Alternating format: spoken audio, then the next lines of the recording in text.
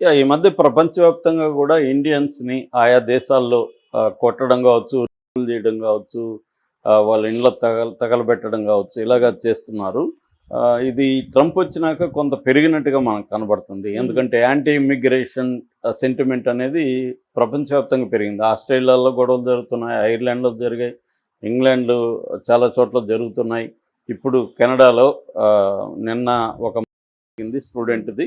అంతకుముందు ఒక వారం ముందు ఇంకొక అమ్మాయి 32 ఏళ్ల అమ్మాయిని అవును. అంతకుముందు 19 ఏళ్ల గురిస్మా కౌర్ అనే ఒక ఆమెను ఇలాగా మొత్తంగా 41 మంది హత్యకు గురయ్యారు అక్కడ వరుసగా. Indians okay. వరుసగా. సో అంటే ఈ ఇయర్‌లో 41 మంది కెనడాలో ఇండియన్స్ హత్యయ్యారు. హ్మ్. సో ముందుగా ఈ 2 సంఘటనలు చెప్పుకొని హ్మ్. 2, 3 సంఘటనలు చెప్పుకొని దాని తర్వాత కాంటెక్స్ట్ ఏంటి, అసలు ఎందుకు కెనడాలో ఇలా జరుగుతున్నాయి, హ్మ్. ఇండియన్స్ మీద హేట్ క్రైమ్స్ అంటారు వీటిని, హేట్ క్రైమ్స్ అనేవి ఎందుకు పెరుగుతున్నాయి అన్నది మనం చూద్దాం. ముందుగా ఏంటంటే టొరంటోలో ఒక యూనివర్సిటీ ఉంది, దాని పేరు స్కార్బరో యూనివర్సిటీ.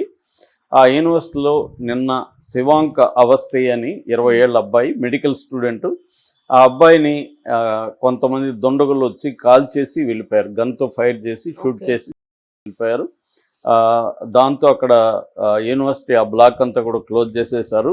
ఉద్రిక్త వాతావరణం జరిగింది. అది ఎవరు అనేది ఇప్పటివరకు తెలీదు. తేలలేదన్నమాట. దీన్ని హైలాండ్ క్రీక్ ట్రైల్ అంటారు. ఆ హైలాండ్ క్రీక్ ట్రైల్ దగ్గర టొరంటోలో యూనివర్సిటీ ఉందన్నమాట. సో దానికి ముందే డిసెంబర్ 14న ఇంకొక హత్య జరిగింది. హిమాన్సి ఖురానా ఆమె పేరు, 30 ఓకే. ఏళ్ళు. ఆమె డిజిటల్ క్రియేటర్ అనమాట. ఆమెను కూడా హ్మ్. ఆమెనైతే అబ్దుల్ గఫూర్ అని ఇండియానే చెప్పాడనేది అక్కడ పోలీసుల ఆరోపణ. ఎందుకంటే కొంతకాలం వీళ్ళిద్దరు కలిసి ఉన్నారు, తర్వాత గొడవలు వచ్చాయి. ఆ నేపథ్యంలో ఇతనే చెప్పాడనేది పోలీసులు ఆరోపిస్తున్నారు. అయితే ఇంతవరకు అబ్దుల్ గఫూర్ని అయితే పట్టుకోలేదు.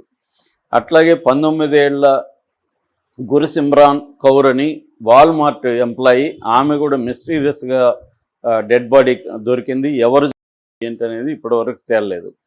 మరోవైపు ఇంకొక సంఘటన వైరల్ అవుతుంది. అదేంటంటే 44 ఏళ్ల ప్రశాంత్ శ్రీకుమార్ అనే అతను హార్ట్ అటాక్ వస్తే అతన్ని భార్య వాళ్ళు హాస్పిటల్కి తీసుకెళ్లారు. అక్కడ గ్రే నన్స్ కమ్యూనిటీ హాస్పిటల్ అంటారు ఎడ్మాంటన్లో. హ్మ్. తీసుకెళ్తే 8 గంటల పాటు మినిమం వైద్యం కూడా వాళ్ళకి అందించలేదు. ఓకే. వెయిట్ చేయించి అతను వాంటెడ్‌గా. వాంటెడ్గా. హ్మ్. అంటే ఇలాగా ఇండియన్స్ మీద రకరకాల పద్ధతులు ఇండైరెక్ట్గా ఇలా వివక్ష చూపించడం ఇవన్నీ కూడా జరుగుతున్నాయి.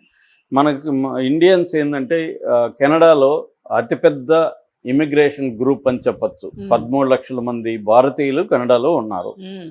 సో పైగా వీళ్ళు చాలామంది సిక్కులు ఎక్కువ ఉంటారు. దాదాపు నాకు తెలిసి 6-7 లక్షల మంది సిక్కులే ఉండొచ్చు. ఓకే. సో ఈ సిక్స్ అక్కడ very dominant community, very tight knit community కూడా. హ్మ్. సో ఇక్కడ ఏమవుతుందంటే సిక్కులు ఖలిస్తానీ ఉద్యమం అనేది కెనడా కేంద్రంగా జరుగుతుంది. ఖలిస్తానీ ఉద్యమం అంటే సపరేట్గా సిక్కులకి ఒక దేశం కావాలని హ్మ్. ఎప్పటి నుంచో 70s నుంచి జరుగుతుంది. అప్పుడు ఇందిరాగాంధీ స్ట్రిక్ట్గా డీల్ చేసింది. దాని తర్వాత ఆమె బెందరన్వాలే అనే అక్కడ సిక్కు నాయకుడు, ఖలిస్తానీ ఉద్యమ నాయకుడిని చంపించింది. దాంతో సిక్కులు పగబట్టి ఇందిరాగాంధీని చంపారు. హ్మ్. 1984లో గోల్డెన్ టెంపుల్ మీద ఇందిరాగాంధీ మిలిటరీ యాక్షన్కి ఇచ్చేసింది. దాని ఫలితంగా ఇందిరాగాంధీ బాడీ గార్డ్సే సిక్స్ చంపారు. చంపారు.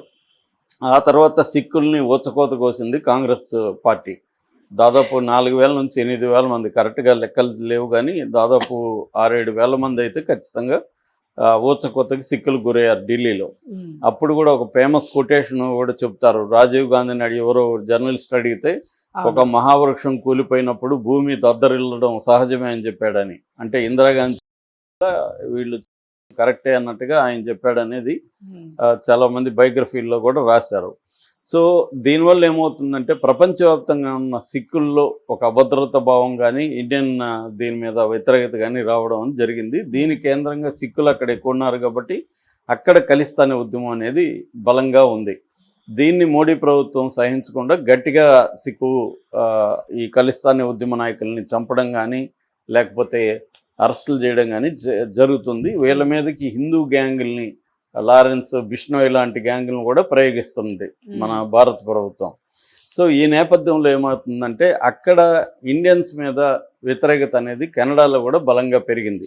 ముఖ్యంగా ఏంటంటే జస్టిన్ ట్రూడో ఇంతకుముందు కెనడా ప్రధానమంత్రిగా ఉన్నప్పుడు 2023లో హర్దీప్ సింగ్ నిజ్జర్ అని ఒక సిక్కు నాయకుడిని ఎవరో చంపారు.